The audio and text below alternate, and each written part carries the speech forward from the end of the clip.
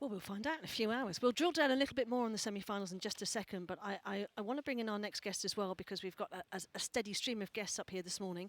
Matt Perry joins us, Director of Education for the International Tennis Integrity Agency. Very good afternoon to you. Oh, hang on a minute. Are you on that microphone? Let's try that one. Or is it that one? Say it. Speak again, Matt. Good afternoon. Ah, there you go. Lovely There we stuff. How's your Wimbledon been so far? It's been great, thank you. Enjoying my 10th Wimbledon in the role. And the team and I have been working with players, delivering education from juniors all the way through to the main draw players. And yeah, great experience. So tell us what you do and tell us about the agency and the work that you do with players.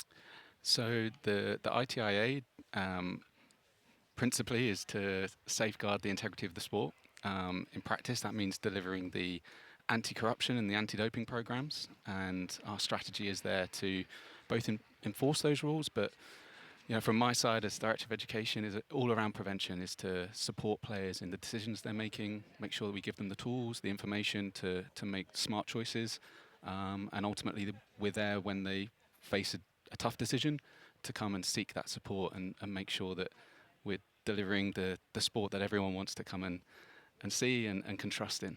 I think you worked with Coco, didn't you, when she was 15? Yes. Am I right in thinking that? Yes, yeah. So back in 2018, young Coco coming through qualifiers at the US Open, and we worked closely with both the tours in providing education at key milestones in their career, and clearly that one, the start of a fantastic career.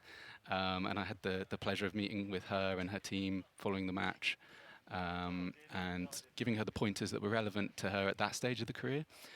Subsequently, she met with other members of the team, going through her whereabouts requirements and other kind of top-up sessions through their career. So, yeah, fantastic to have those opportunities to speak with players, but also really important that we impart that information, give them those tools, talk to them about how we can support them.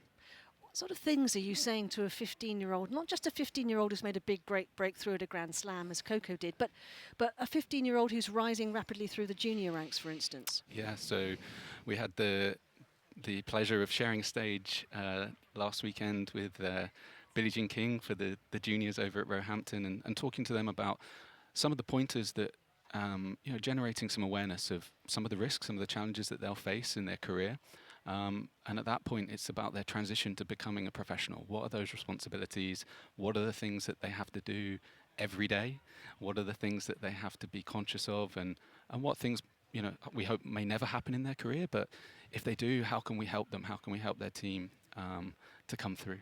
And it's also not just dealing with the player, but making the player aware of the challenges in and around them as they move through the ranks of tennis, and coaches, other players, the influences that they might bump into. It's a general awareness as well, isn't it?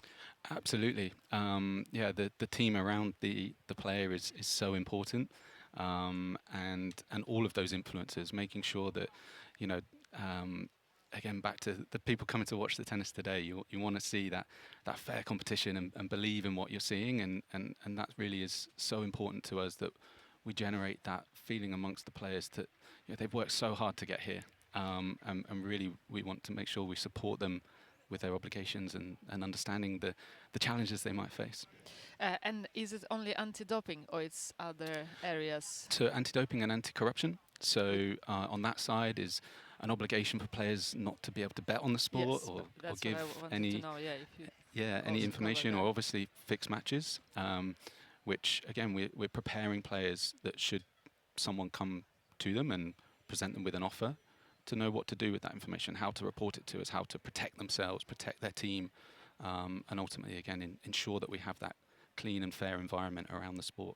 Is that still as big of a problem, the gambling issue, as it has been at lower levels? Because you don't really hear very much, or if ever actually, in the higher up the food chain you go with the tours and obviously the slams.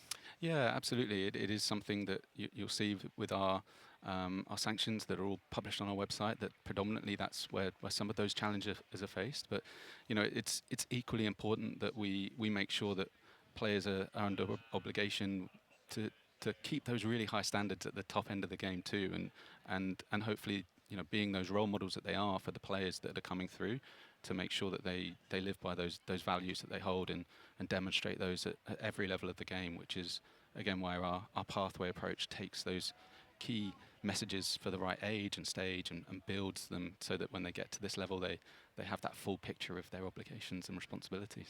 Couple of questions. First of all, how do you manage a 15-year-old in terms of understanding that tennis is not just 4 hours on the court, and actually it's a 24-hour day, 7 days a week, 365 days of the year? Yeah. Is the first question. And the second question, obviously, that the news before the tournament about Marketa Vondrousova, in terms of her ban, can you just explain why she got 4 years and some of the other players maybe got less? Sure.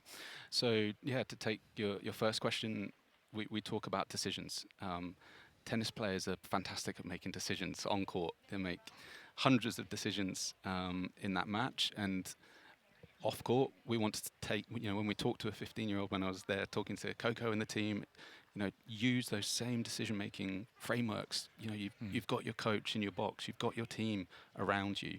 Use those people to help you make those good decisions, as you say, 24/7, 365 days a year. And to sort of move on to the second part, some of those decisions that they have do come with consequences when it concerns the rules that we uphold and that tennis has brought around these two issues. And so that's really important that they have that understanding that, this happens off the court. Their off-court decisions are really, really important. In relation to Marketa, first and foremost, 4 years is a really long time. It's a huge impact on a player's career, on a person.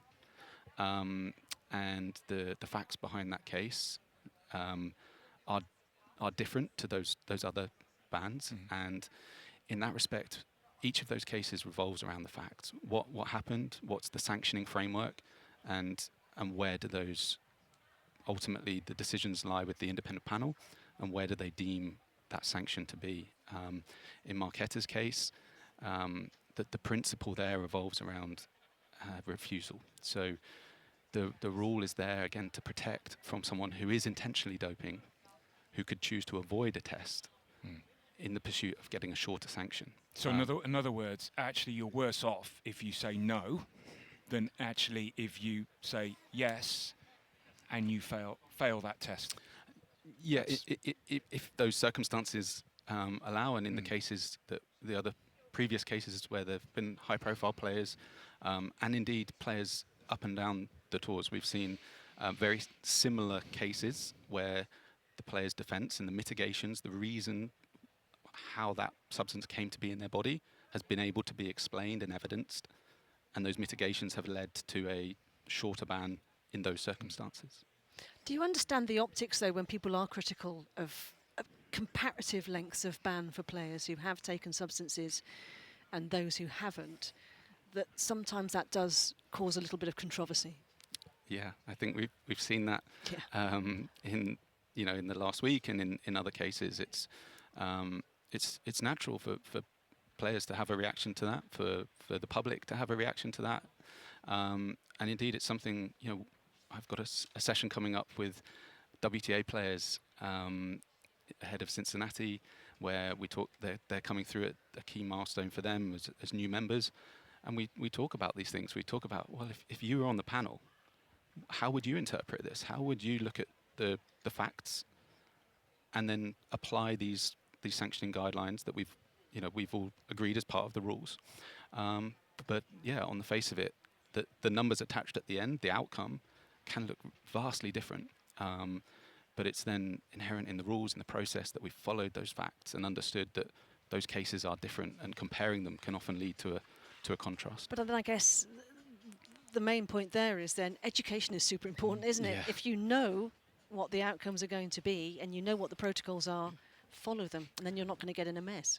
Absolutely, yeah, and it's something that we speak about so often in our education sessions, whether that be with a young Coco or with the juniors here or at other events, that understanding the importance of these things, and back to the point about the 24/7 nature of it, when they're selecting a supplement or a medication and the risks that could be coming from that and the consequences of getting a decision like that wrong are so impactful on their career, and making sure that we equip them to make those good decisions and ask us when they're not sure.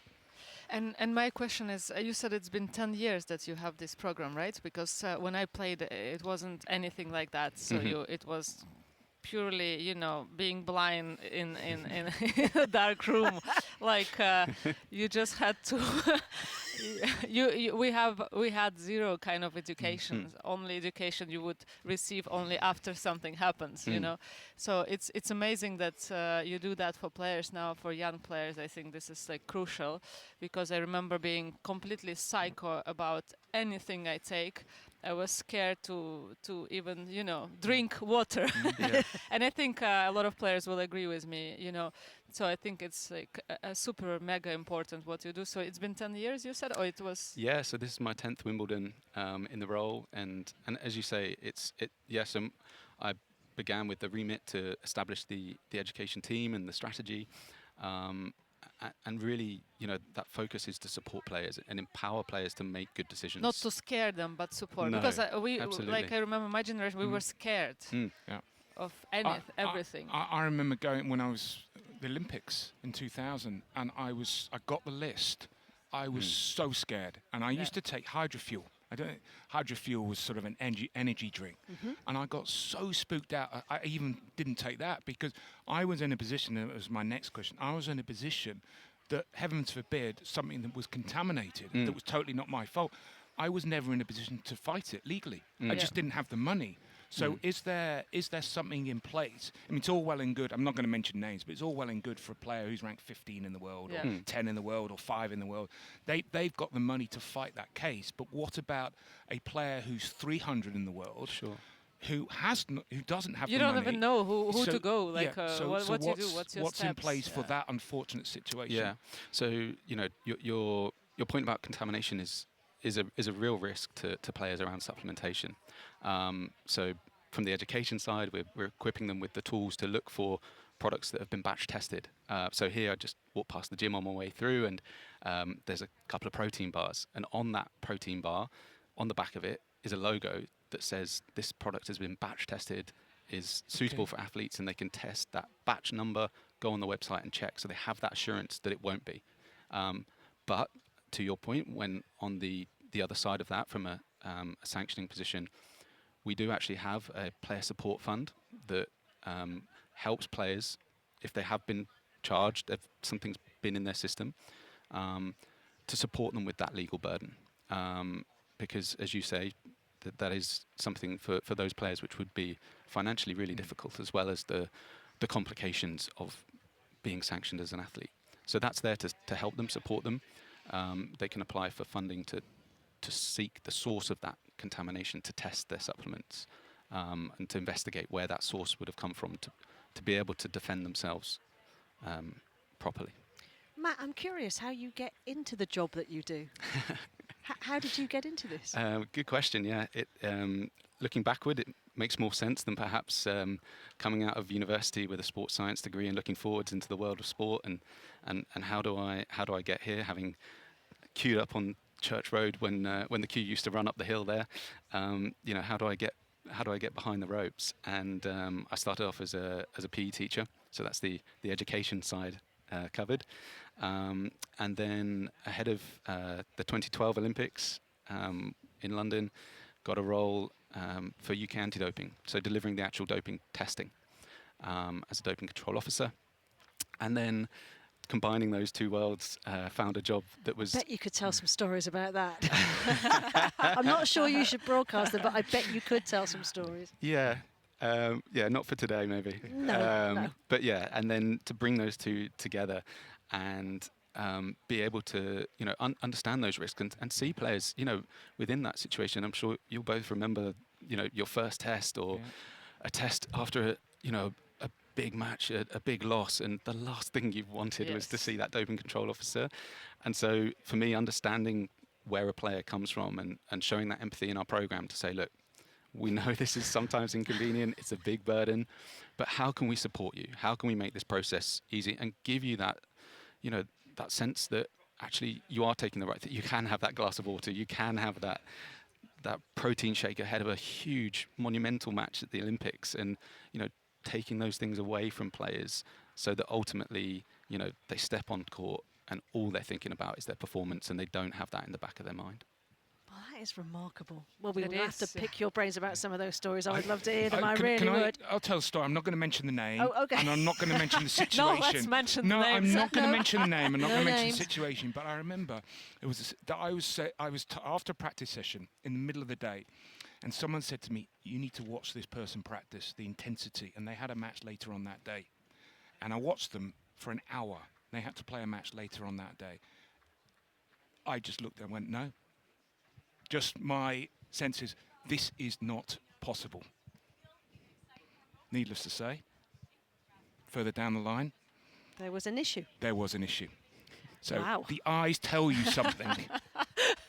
Been around the sport long enough, He knows the tricks. You know all the but old you never tricks. reveal your sources. You never do know. And you never reveal the situation. Nor But indeed the names. it's- Yeah, it was interesting. And actually had a negative effect because the person who done, I was like, I can't do this. It's impossible. Really? What he was doing. We'll be asking you about that off air later.